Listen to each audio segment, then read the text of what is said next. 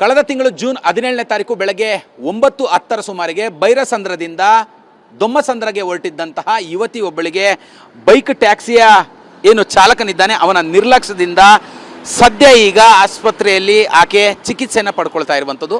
ನಾನೀಗ ಆ ಸ್ಥಳದಲ್ಲೇ ಇದ್ದೀನಿ. ಅಂದರೆ ಏನು ಈಗ ನಾನು ತೋರಿಸ್ತಾ ಇದ್ದೀನಿ, ಇದು ಬೈರಸಂದ್ರದಿಂದ ದೊಮ್ಮಸಂದ್ರಕ್ಕೆ ಸಂಪರ್ಕ ಕಲ್ಪಿಸುವಂಥ ಒಂದು ರಸ್ತೆ. ಅಂದರೆ ಬಾಗಮನೆ ಟೆಕ್ ಪಾರ್ಕ್ ಏನಿದೆ, ಬಾಗಮನೆ ಟೆಕ್ ಪಾರ್ಕ್ನ ಹಿಂಭಾಗದ ಗೇಟ್ ಬಳಿ ಈ ಬೈಕ್ ಟ್ಯಾಕ್ಸಿಯ ಚಾಲಕ ಆ ಸಾನಿ ಕೃಷ್ಣ ಅನ್ನುವಂಥ 32 ವರ್ಷದ ಯುವತಿಯನ್ನು ಕರ್ಕೊಂಡು ಹೋಗ್ತಾ ಇರ್ತಾನೆ. ಹೋಗುವಂಥ ಸಂದರ್ಭದಲ್ಲಿ ಆಕೆ ಹೇಳ್ತಾಳೆ, ರ್ಯಾಶ್ ಆಗಿ ಡ್ರೈವಿಂಗ್ ಮಾಡಬೇಡ, ನಿಧಾನಕ್ಕೆ ಹೋಗು, ನನಗಿನ್ನೂ ಸಮಯ ಇದೆ ಅಂತೇಳಿ.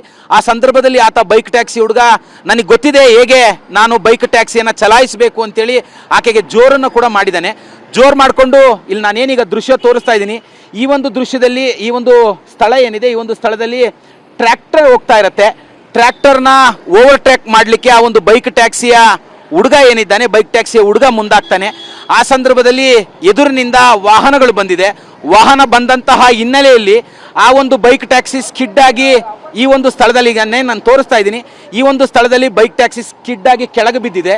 ಬೈಕ್ ಟ್ಯಾಕ್ಸಿ ಕೆಳಗೆ ಬೀಳ್ತಿದ್ದಂತೆ ಇಲ್ಲೇ ಪಕ್ಕದಲ್ಲಿ ಬರ್ತಿದ್ದಂತಹ ಟ್ರ್ಯಾಕ್ಟರ್ನ ಬಲಭಾಗದ ಚಕ್ರ ಯುವತಿಯ ದೇಹದ ಮೇಲೆ ಹತ್ತಿರುವಂತಹ ಹಿನ್ನೆಲೆಯಲ್ಲಿ ಸದ್ಯ ಸಾನಿ ಕೃಷ್ಣ ಇದ್ದಾಳೆ. ಸಾನಿ ಕೃಷ್ಣನನ್ನು ಸದ್ಯ ಈಗ ಕೋಯಿಕೋಡ್ ಆಸ್ಪತ್ರೆಯಲ್ಲಿ ಆಕೆಗೆ ಚಿಕಿತ್ಸೆಯನ್ನು ನೀಡಲಾಗ್ತಿದೆ. ಈಗ ಸಾನಿ ಕೃಷ್ಣ ಅವರ ಸ್ನೇಹಿತರ ಮತ್ತು ಕುಟುಂಬಸ್ಥರ ಆರೋಪ ಏನು ಅಂತ ಹೇಳಿದ್ರೆ, ಆಕೆಗೆ ಸದ್ಯ ಈಗ ಆಸ್ಪತ್ರೆಯಲ್ಲಿ 20 ಲಕ್ಷ ರೂಪಾಯಿವರೆಗೂ ಕೂಡ ಖರ್ಚು ಮಾಡಿದ್ದೇವೆ, ಆದರೆ ರ್ಯಾಪಿಡೋದವರು ಇಲ್ಲಿವರೆಗೂ ಕೂಡ 1 ರೂಪಾಯಿಯನ್ನು ನಮಗೆ ನೀಡಿಲ್ಲ ಅನ್ನೋಂಥದ್ದು ಒಂದು. ಸದ್ಯ ಸಾನಿ ಕೃಷ್ಣ ಎದೆಯ ಏನು ಬೋನ್ಸ್ ಇದೆ ಎಲ್ಲವೂ ಕೂಡ ಮುರಿದೋಗಿರುವಂಥದ್ದು. ಎಡಭಾಗದ ಕೈನ ಮೂಳೆ ಕೂಡ ಮುರಿದೋಗಿರುವಂಥದ್ದು. ಪಕ್ಕೆ ಎಲುಬುಗಳು ಕೂಡ ಮುರಿದೋಗಿರುವಂಥದ್ದು. ಸಾಮಾನ್ಯವಾಗಿ ಈಗಾಗಲೇ ಕೂಡ ಆಕೆಯ ಮುಖ ಎಲ್ಲ ಕೂಡ ಆ ಟ್ರ್ಯಾಕ್ಟರ್ ಹತ್ತಿದ ಪರಿಣಾಮವಾಗಿ ಆಕೆಯ ಮುಖ ಎಲ್ಲವೂ ಕೂಡ ಸಂಪೂರ್ಣವಾಗಿ ನಜ್ಜುಗುಜ್ಜಾಗೋಗಿತ್ತು. ಆ ನಂತರದಲ್ಲಿ ಪ್ಲಾಸ್ಟಿಕ್ ಸರ್ಜರಿಯನ್ನು ಮಾಡಲಾಗಿದೆ.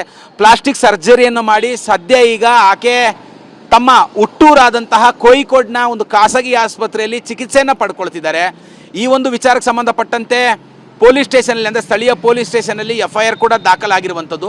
ಇಲ್ಲಿವರೆಗೂ ರ್ಯಾಪಿಡೋದವರು ಆಸ್ಪತ್ರೆಗೆ ಒಂದು ಸೌಜನ್ಯಕ್ಕೂ ಕೂಡ ಭೇಟಿ ಕೊಟ್ಟಿಲ್ಲ ಅನ್ನೋಂಥದ್ದು ಒಂದು.